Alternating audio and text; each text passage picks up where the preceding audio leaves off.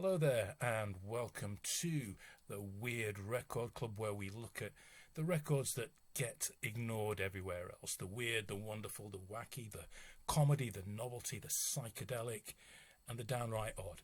Well, in this program, we're going to look at a band that's very close to my heart, and that is Klaatu.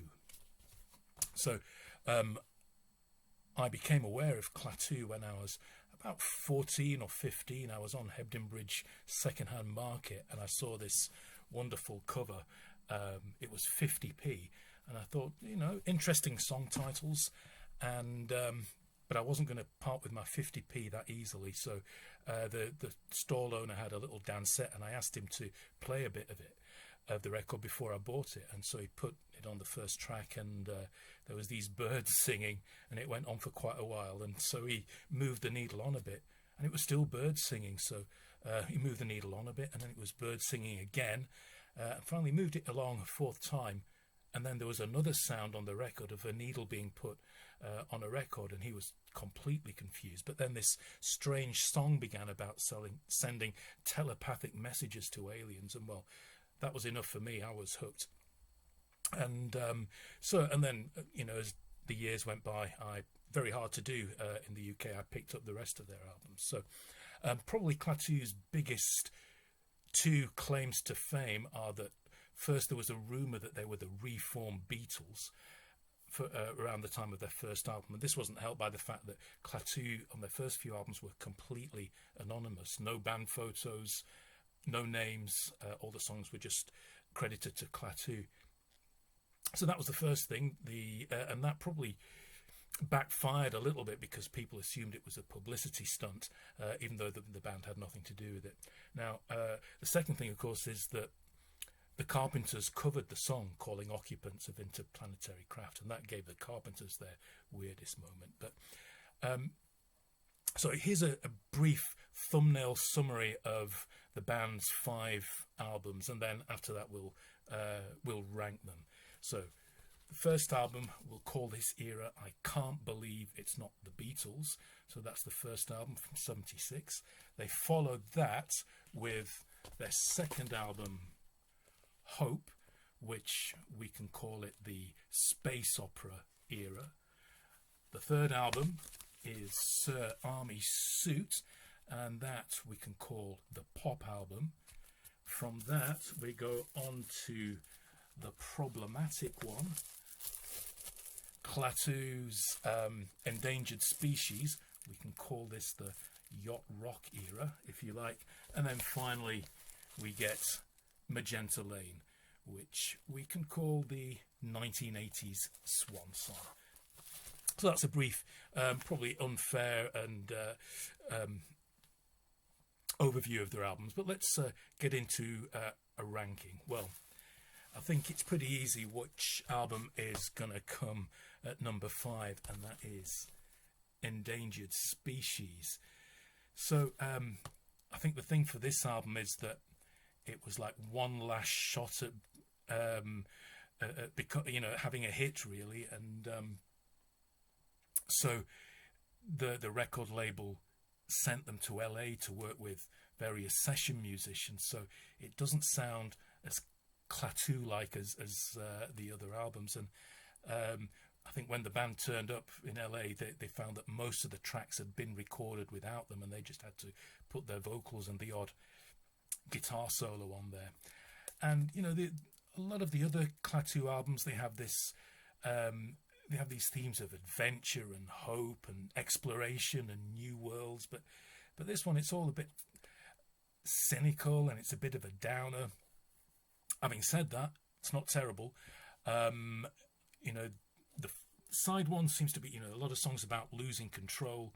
I Can't Help It. Knee Deep in Love, the second song, I think that was a single. That sounds it's sort of a jangly harmony Hollies like song. Songs about paranoia, songs about a werewolf, Howl at the Moon, which is really interesting. But there's a lot of very dark, cynical songs, and I think a bit like crazy Beatles fans thought the Beatles were sending them secret messages about Paul being dead in their artwork and in their songs and the backwards messages and all that. But I think it's the same with Klaatu, and I think a lot of Klaatu fans feel the same, that the band was sending them messages, and with songs like Sell Out, Sell Out, Sell Out on this one, it feels like the band was sending them a message, you know, that music like the music that Klaatu made was an endangered species. So, well, maybe I'm reading too much into that. What do you think? Probably the way the album finishes with a sort of acoustic and orchestral song, a Dead Dog song.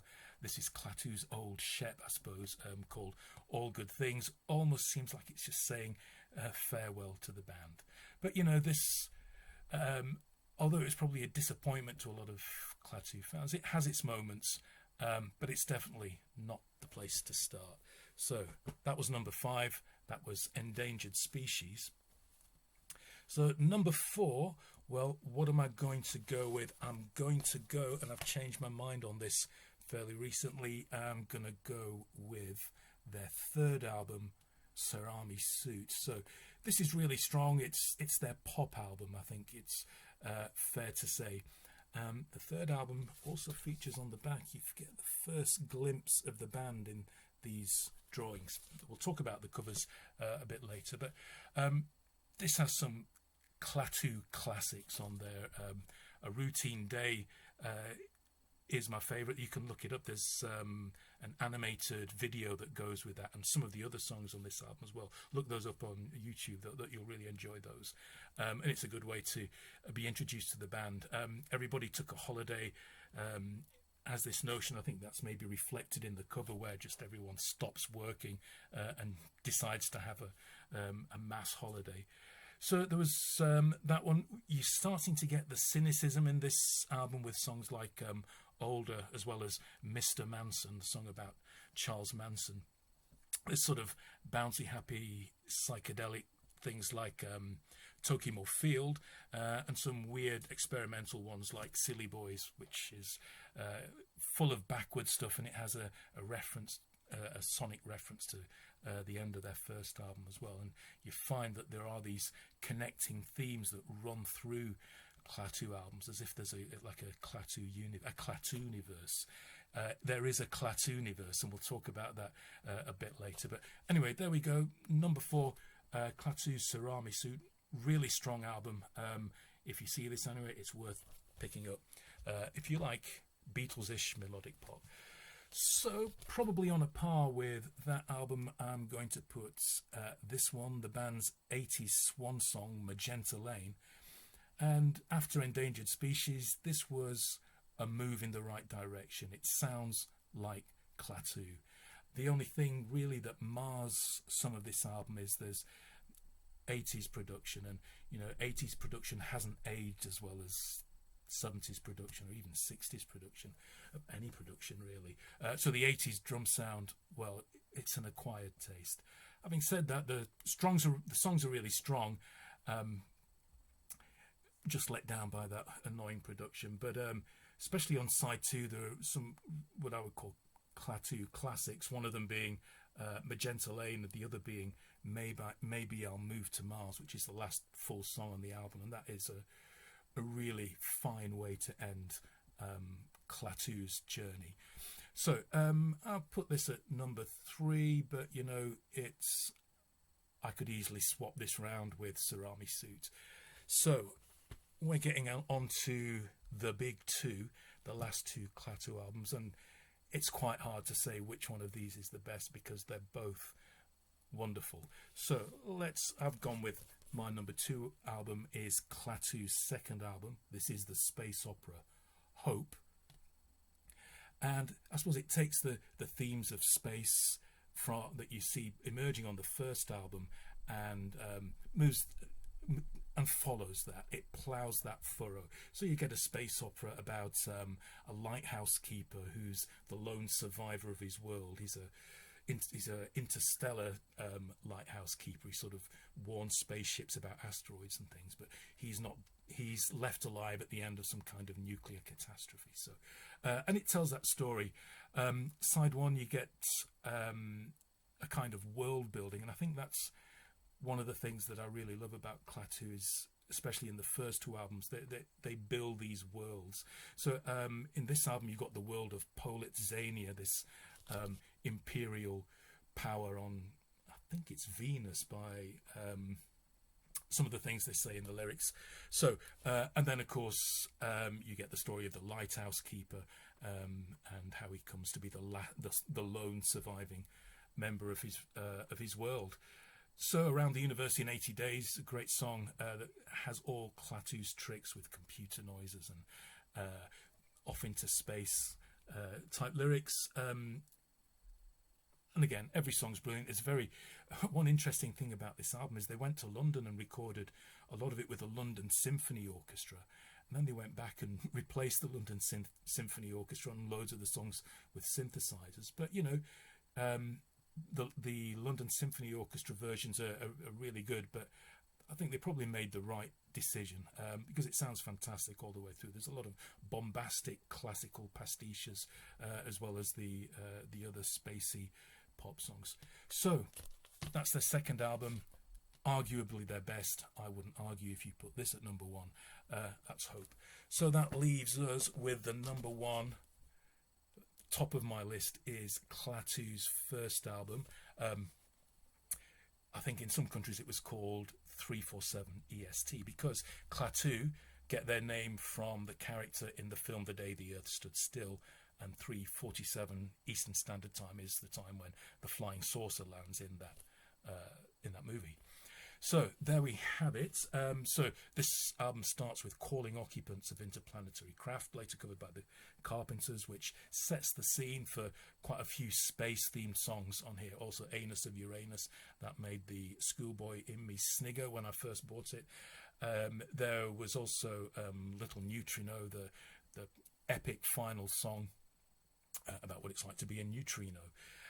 So all the other songs are fantastic too. They're all like, I talked about the Klaatuniverse, they're all like a world into themselves, and there's a definite steampunk theme to some of them, like Sub Rosa Subway, which was also a single that tells the story of Alfred Beach, who without asking anyone's permission dug a great big tunnel underneath New York to set up this kind of wind-powered subway system, and all the ladies and gentlemen would pile into the train at one station, and it would blast them on a blast of air to the next station, and then they'd all tumble out higgledy-piggledy. So it never caught on. But anyway, that's the story of Alfred Beach, Sub Rosa Subway. I mean, another sort of steampunk song is Sir Bodsworth Rugglesby III on this album, that tells the story of the first and only man who, in a comic English accent, who was the only man to get to hell and come back alive.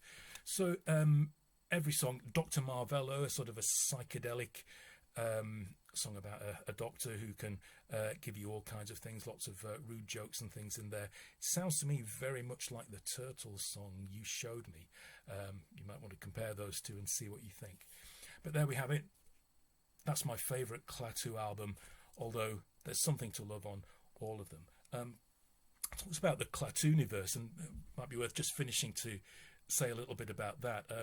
The covers of the albums, most of them by Ted Jones, are fantastic. From this one here with the beautiful sun face that sort of came to be Klaatu's symbol. You notice the mouse here that crops up on all of Klaatu's albums, and this album ends with a little squeak, so that's, the mouse.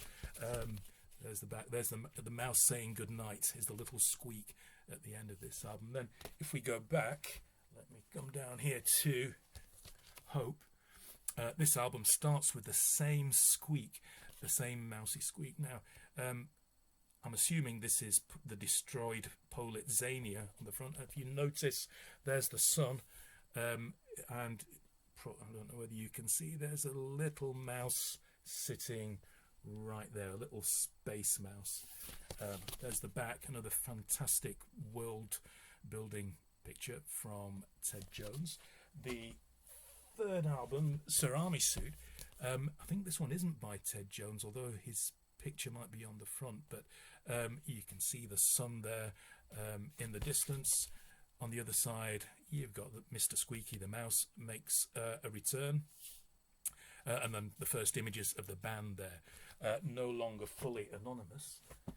By the time we get to this one, very pretty, but not as dramatic as, you know, the first two albums.